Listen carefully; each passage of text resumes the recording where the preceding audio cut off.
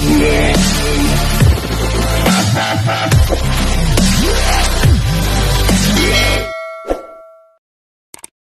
morning guys. Good morning. Tayo ay magpaparehistro ng ating motor. Ayan o. Kaway ko lang galing trabaho. Para pa tayong tulog guys. So ano tayo, parehistro kasi birthday na niya. Birthday na ng rehistro ng LTO. Tara.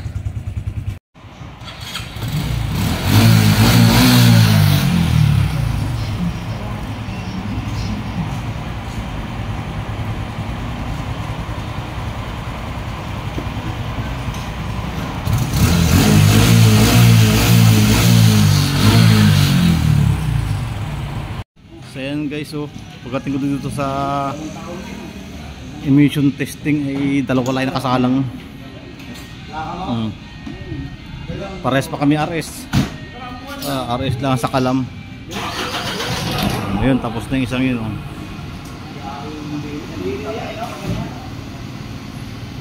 So patapos ito guys, makuha naman tayo ng insurance.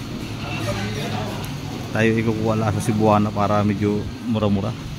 Pwede rin naman sa LTO kasi medyo bigat-bigat ang price, kaya doon na tayo sa Cebuana. Legit din naman yun. Okay na po.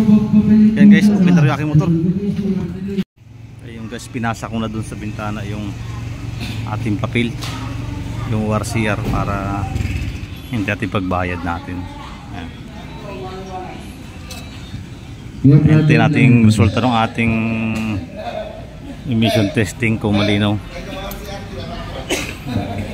Christopher Mr. Reynaldo Laylay. Ayun, tinawag na ako, narinig nyo, Reynaldo Laylay.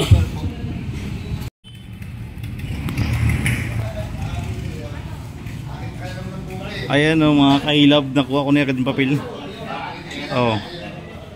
Yan, ang bilis. Diretso naman tayo ng Cebuana, tapos LTO na, para tayo makauwi agad kasi wala pa tayong tulog.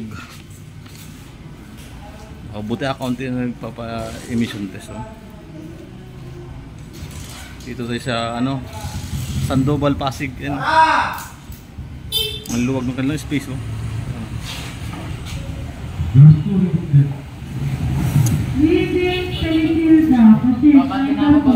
Tara guys, punta naman tayo ng Cebuana para tayo kukuha ng insurance.